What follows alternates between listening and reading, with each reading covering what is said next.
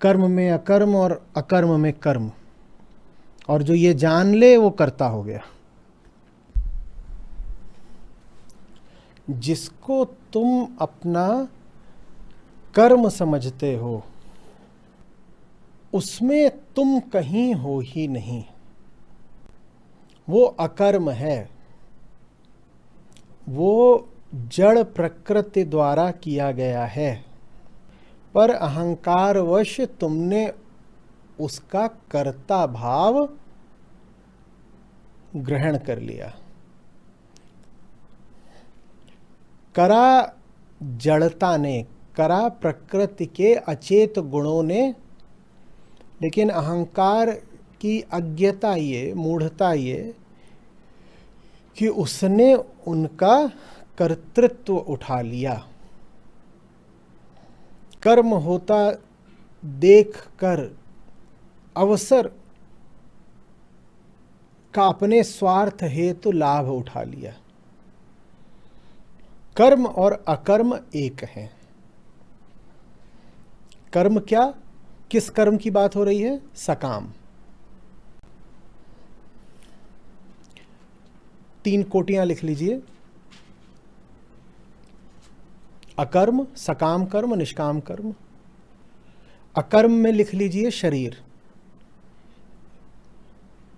शरीर जड़ पदार्थ। सकाम कर्म में लिख लीजिए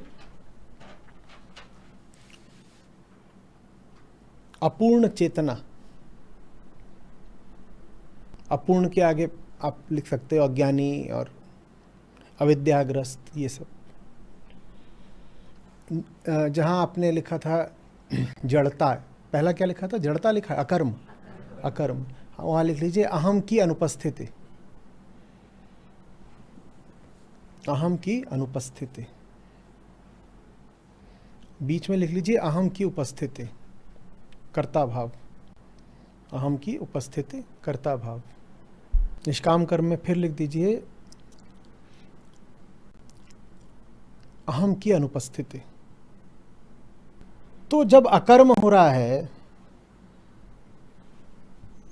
तब तो मामला ठीक ही है, अहम आया ही नहीं श्रेय लेने। 4:16 और 4:17 से इसका संबंध बिठाते चलिएगा। आशा करता हूं कि आप मौजूद थे जब बात हो रही थी पिछले 2 सत्रों में।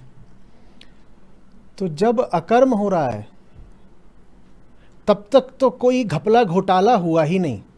क्यों नहीं हुआ? कहिए।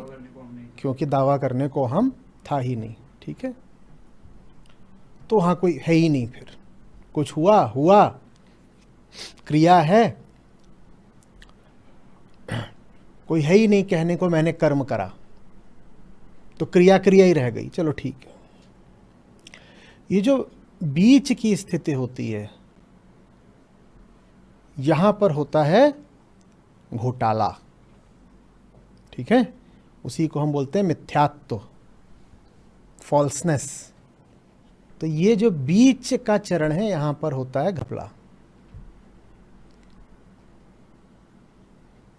क्या होता है कि है तो अकर्म ही, लेकिन कहला रहा है कर्म। अकर्म को ये भी लिख लो, क्रिया होता है अकर्म। अकर्म और क्रिया में कोई अंतर नहीं है।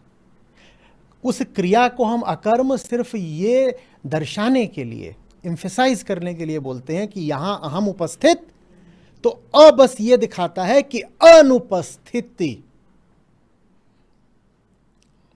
अ वहां पे लगाए बस एक अनुपस्थिति को प्रदर्शित करने को। कर्म नहीं है, क्योंकि कर्म तब होता जब पीछे होता कर्ता, तो इसलिए अकर्म बोलते हैं। वरना अकर्म वास्तव में क्या है? मात्र। अब श्री कृष्ण की जो इसमें प्रखर मेधा है, द शियर जीनियस, वो ये बताने में है कि दूसरे और तीसरे में कोई अंतर एकदम नहीं है। यही है कर्म में अकर्म और कर्म में कर्म। बोले तात्विक दृष्टि से दूसरा और तीसरा बिल्कुल एक है।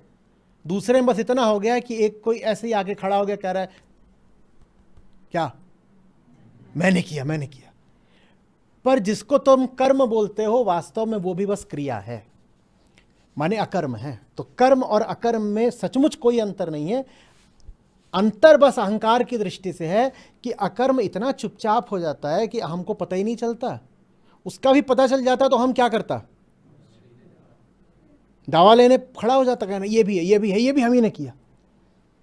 जैसे आप सो रहे होते हो, सांस चल रही होती है, तो हम आता नहीं दावा करने कि मैं सांस ले रहा हूं, पर जब जग रहे होते हो तो ऐसे कहते हो ना, ये थोड़ी कहते हो सांस चल रही है, क्या बोलते हो, मैं सांस ले रहा हूं,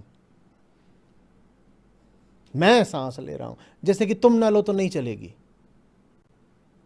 जैसे कि तुम ना करो तो नहीं होगा, जो तुम्हारे करे बिना भी हो सकता है वो तुमने किया क्या। ये बहुत बड़ी कसौटी है प्रश्न। अगर कुछ आपके न रहते हुए भी हो जाएगा तो आप काहे के लिए झक मार रहे हो।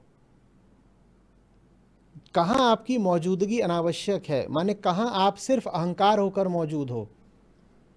अहंकार माने एक अनावश्यकता, एक रिडंडेंसी, बेमतलब का एक बोझ, जिसके ना होने से भी कोई फर्क नहीं पड़ने वाला। तो जीवन में भी ये प्रश्न अपने आप से बार बार पूछा करिए, अगर कुछ मेरे बिना भी, मेरे माने मैं भाव के, अगर जीवन में कुछ मेरे बिना भी सुचारू रूप से हो ही जाना है तो मैं वहां पर काहे के लिए परेशान हो रहा हूं। जिसके होने ना होने से कोई फर्क नहीं पड़ता, पर जो जा करके बेमतलब का सरदर्द बने उसको कहते हैं अहंकार। जैसे एक लिफ्ट भरी हुई है,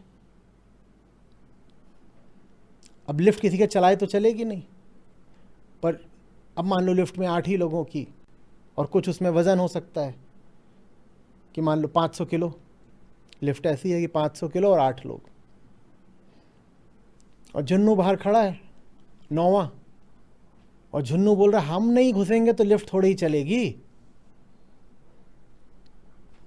हम नहीं घुसेंगे तो लिफ्ट थोड़ी चलेगी। 8 उसमें पहले ही थे, झुन्नू 9वां घुस गया।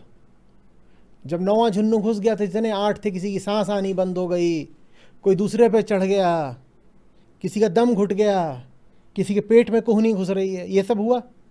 ये सब तो हुआ ही, और लिफ्ट भी नहीं चली। ये अहंकार है, एक अनावश्यक उपस्थिति जो हो करके पूरे नज़ारे को खराब कर देती है।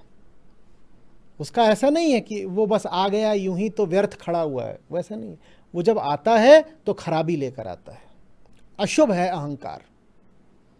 वो जहां होगा वहां कुछ गड़बड़ी कर देगा, और उसका मानना क्या है, लिफ्ट मैं बोलो चलाऊंगा, करता, अरे वो अपने आप चलेगी, उसे अपने आप चलना है, तू काहे के लिए उछल रहा है। तो जितने कर्म हैं हमारे जो अहम द्वारा संचालित है, वास्तव में अकर्म ही हैं, वो शरीर द्वारा ही करे जा रहे हैं, वो शरीर द्वारा ही करे जा रहे हैं, पर अहम उनका श्रेय लेना चाहता है, कहता है मैंने किया, मैंने किया। उनमें चेतना है ही नहीं, उनमें चेतना है ही नहीं। वास्तविक चेतना क्या है, अहंकार का अभाव। इसीलिए जो कामी होता है उसको समझाना बहुत मुश्किल होता है। बताओ क्यों? क्योंकि उसकी कामना उसकी अपनी है ही नहीं। तुम उसे क्या समझाओगे? तुम किसी के शरीर को समझा सकते हो क्या? वो व्यक्ति चेतना से बोल ही नहीं रहा, अब उसका शरीर बोल रहा है, ये भूत बोल रहे हैं, ये एलिमेंट्स, ये मॉलिक्यूल्स बोल रहे हैं। जो कुछ हो रहा है वो एक क्रिया मात्र है। क्रियाओं को कोई समझा सकता है? तो कामी को समझाना बहुत मुश्किल होता है। अब इससे आप जान लीजिए, आपको कब जाकर के किसी को समझाना बंद कर देना है। पहले कृष्ण ने हमें एक सिद्धांत दिया था, पॉइंट ऑफ नो रिटर्न। आज वो बता रहे हैं when is the point of no return. वो कह रहे हैं जब देखो कि कोई व्यक्ति अपनी चेतना से नहीं अपने शरीर से बोल रहा है, तब बात करना बंद कर दो। अब उसे नहीं समझा सकते तुम। जब दिखाई दे कि किसी व्यक्ति के तर्क अब उसकी चेतना से नहीं आ रहे, उसकी देह से आ रहे हैं, उससे बात करना बंद कर दो, क्योंकि पदार्थ को समझाया नहीं जा सकता। जब दुर्योधन इतना अचेत हो जाए कि कृष्ण को बांधने चल पड़े, तब कृष्ण समझ जाते हैं कि अब ये भूत हो गया। इसलिए फिर आगे अर्जुन को कहते हैं, अर्जुन ये तो भूत है, इसे मारने में कैसे संकोच। भूत माने क्या? जो मरा हुआ है। भूत माने वो भूत नहीं, भूत माने सिर्फ जड़ पदार्थ। ये तो जड़ पदार्थ है। प्रमाण क्या है? जरा सी भी चेतना होती तो क्या ये मुझे भरी सभा में अपमानित करता और मुझे बांधने आता? और मैं इसके पास शुभेच्छु बन के गया था। मैं गया था कि संधि कर लो भाई। और वहां इसके सब वरिष्ठ लोग बैठे हुए थे, विदुर बैठे थे, भीष्म बैठे थे, पिता भी थे इसके। और उन सब के सामने और उनके समझाने के बावजूद ये कूद पड़ा कि सैनिकों बंदी बनाओ, ये ग्वाला आया है मुझे समझाने। अपमान भी कर रहा है, क्या कर रहा है। वो बिंदु था जब श्री कृष्ण को सुनिश्चित हो गया था कि ये मर चुका है। तो फिर अर्जुन को कहते हैं, अर्जुन वो लाश है, वो लाश है। तुम भ्रमित हो, मोहित हो अर्जुन। तुम क्रिया को कर्म समझ रहे हो, तुम क्रिया को कर्म समझ रहे हो। कठपुतली नाच रही है और तुम कह रहे हो हाय मैं इसको मार कैसे दूं। कठपुतली सिर्फ क्या कर रही है? अरे यार, कठपुतली सिर्फ क्रिया कर रही है, लेकिन उस क्रिया को देख के तुम भ्रमित हो कि क्या सोच रहे हो कि कठपुतली में प्राण है, वो कर्म कर रही है। नहीं नहीं नहीं, उसके कर्म में अकर्म को देखो। झुन्नूलाल कौन? जो बस क्रियाशील रहता है। वो कभी सचमुच कुछ नहीं करता, वो बस कुछ करता प्रतीत होता है। वो चले तो समझ लो उसको रसायन चला रहे हैं, वो बोले तो समझ लो उसकी देह बोल रही है। और रसायनों को ज्ञान नहीं दिया जाता,